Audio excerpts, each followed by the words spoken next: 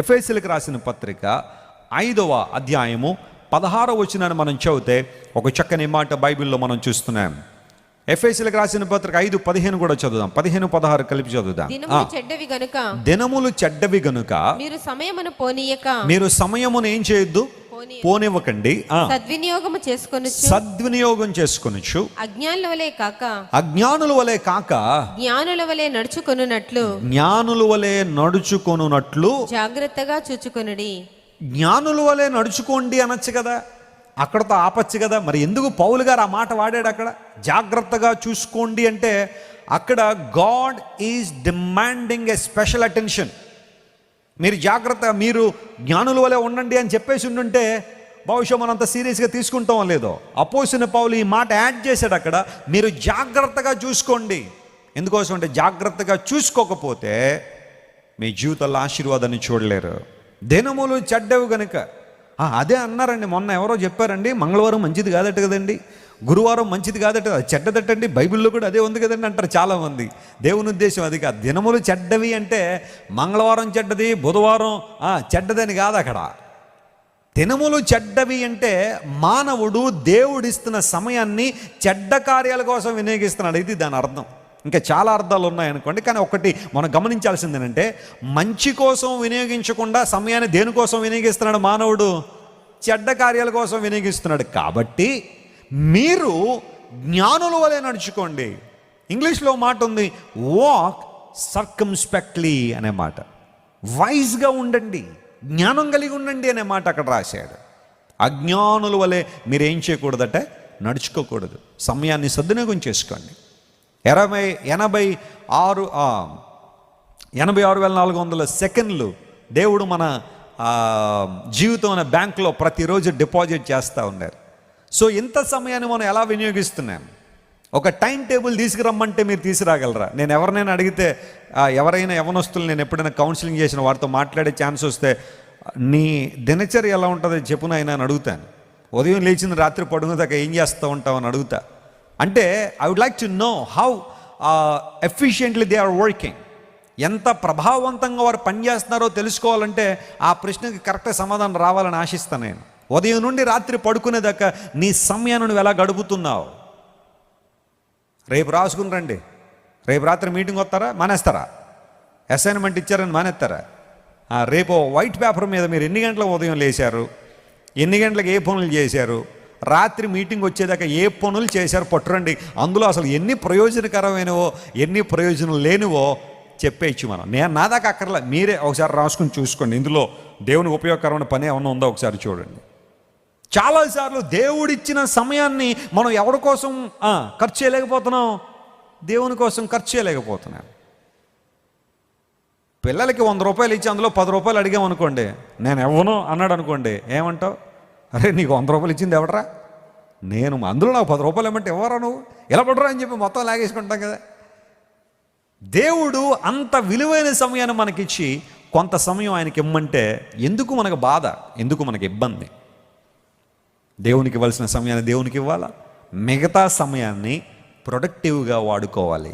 ప్రపంచంలో అందరికన్నా బుద్ధిహీనుడు ఎవరైనా ఉన్నారంటే సమయాన్ని వృధా చేసేవాడంత బుద్ధిహీనుడు ఇంక ప్రపంచంలో మరెవరు లేరు. ఎందుకోసం? ఎకనామిక్స్ చెప్తా ఉంది కదా, టైమ్ ఈజ్ వెల్త్. అంతే, సమయం వెల్త్. సమయం పోతే తిరిగి వచ్చేది కాదు. ప్రపంచంలో ఏ ఒక్కరు కూడా సమయం పోతే తిరిగి రాలేరు, తిరిగి తీసుకురాలేరు. ఈ విషయం చాలామందికి తెలుసు. ఎవరికి తెలిసినా తెలియకపోయినా సాతానుగాడు మాత్రం బాగా తెలుసట. వాడుకున్న సమయము కొద్దిగా ఉందని తెలిసి ఎంతమందిని చెడగొట్టాలో అంతమందిని చెడగొట్టడానికి సిద్ధంగా ఉన్నాడు.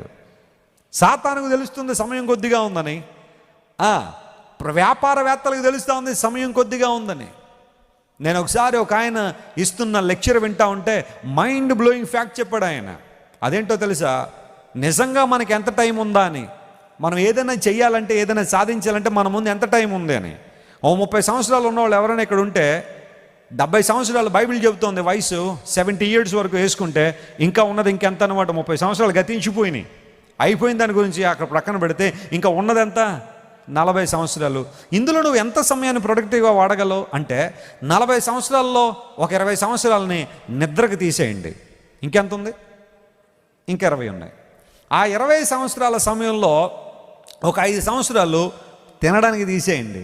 ఎందుకంటే కొంతమంది టైం ఉందన్నట్టుగా గంటలు గంటలు తింటూ ఉంటారు కూర్చుని. ఆ ప్లేట్ ఎండిపోద్ది కానీ అక్కడ నుంచి లేవరు వాళ్ళు. తినడానికే పుట్టామన్నట్టుగా ఒక ఏంటది సర్జికల్ స్ట్రైక్లా చేస్తూ ఉంటారు దాని మీద. సరే, అక్కడ సమయాన్ని వేస్ట్ చేస్తారు చాలామంది. సో ఒక 5 సంవత్సరాలు తినడానికి తీసేయండి. ఇంకొక 5 సంవత్సరాలు ప్రయాణాల కోసం తీసేయమన్నాడు. అటు ఇటు తిరగడానికి, ఆ ప్రయాణాలు ఈ ప్రయాణాలు చేయడానికి, పక్కింటి పిన్ని గారిని చూడడానికి, ఆ తర్వాత కోరుకొండలో ఉన్న అత్తగారిని చూడడానికి, పాలకొండలో ఉన్న పిన్ని గారిని చూడడానికి, ఇలా తిరగడానికి ఒక 5 సంవత్సరాలు తీసాను. ఇంకెంత ఉన్నాయి? 10 ఉన్నాయి. అందులో నువ్వు చేసే రకరకాల పనులని ఇవన్నీ మొత్తం తీసేస్తే ఆయన లెక్క పెట్టింది ఎంత అంటే చాలా తక్కువ సమయం. అంటే నువ్వు ఏదైనా సాధించాలంటే ఇంక నీ ముందున్నది పెద్ద ఎక్కువ సమయం ఏమీ లేదు. చాలా టైం ఉందని అనుకోవాల్సిన అవసరం లేదు. చాలా తక్కువ సమయం మనం ఉంది. నువ్వు ఏదైనా చేయాలనుకో దేవుని కోసం చేయి.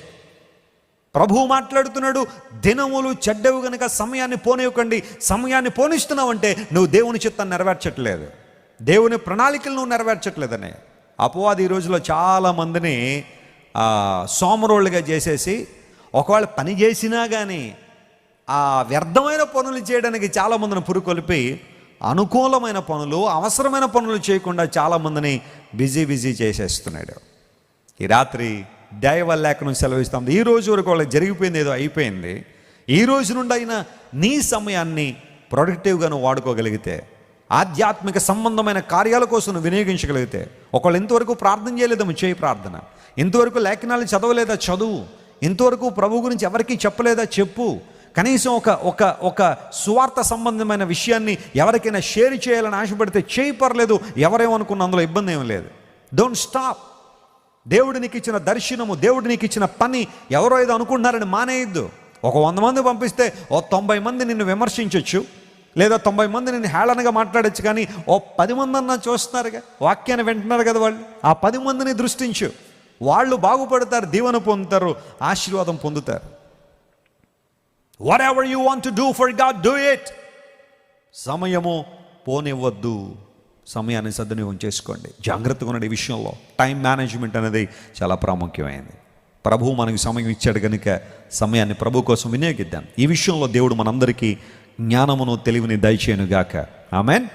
వ్యర్థమైన విషయాల కోసం నీ సమయాన్ని అస్సలు వృధా పోనివ్వకుండా వాటిని నీ జీవితాన్ని, ఆధ్యాత్మిక జీవితాన్ని కట్టే విషయాల కోసం వాటిని వినియోగిస్తాను.